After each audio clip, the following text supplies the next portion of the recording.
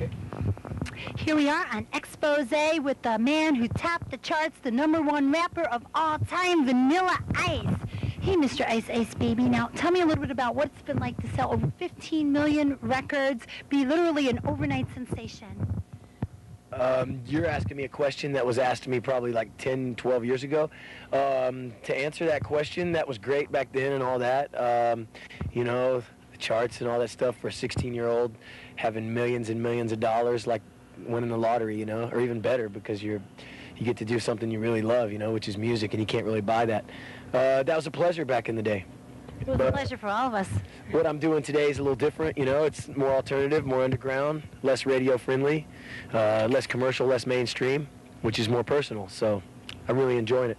Yeah, we're going to talk a little bit about that. Tell me a little bit about bipolar and how you've used, like, the concept of split personalities and stuff like that. Yeah, I just basically, you know, tapped into different vibes on the whole record, and every time we go into the studio, we have a different vibe. Like, I worked with Wu-Tang Clan, a different vibe.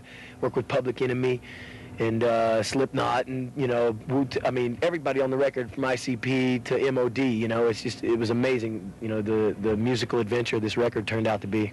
Right. Now, what's been like working with Ross Robertson, the producer of Korn and Slipknot? Has it changed your style at all? Not so much changed my style, but maybe because it didn't change. What happened was when I worked with him, you know, I write all the lyrics and stuff, and I had an emotional moment, and I told him I couldn't record at that time. Okay. So he tells me, he says, "That's awesome. Get in there and record." So at that point, I learned how to make emotional, true records, which is real, you know, to tap into an emotion and capture that emotion on tape, and it's there forever.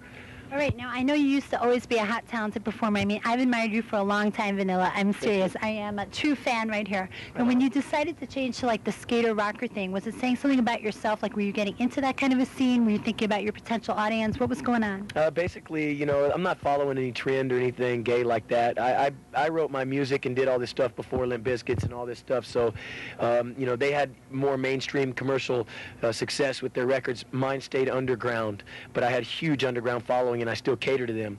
So, you know, I'm really appreciative of all the people after the thick and thin of everything I've been through and the change that I've made.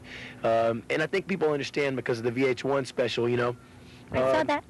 I had to exercise the demons, so it was a necessity that I had to do to, you know, make that record that intense, because of the lyrics that I was writing about were very dark and very intense. So it really just kind of happened that way. It wasn't really planned. Right. Now, with the title Scabs, which has to do with the scrapes you've had in the music industry and your healing, and I think that's really like a sincere attitude that you're taking. So what do you feel is some of your other emotional outlets? Like, I know you're into jet skiing, which is my passion too, so maybe one day we'll hit the waves. So do you do other kind of stuff that really, you know, like excites you, or anything you want to tell me, like what you do to kind of yeah, I race chill? motocross now. I race motocross. I got a lot of motocross friends. That race the circuit. I just did the Ricky Carmichael PlayStation 2 video game, so y'all got to go peep that out. You can actually play me as a player on there. Yeah. So, and I did the soundtrack, so you can do some, you know, while you're playing the game, you can listen to the music.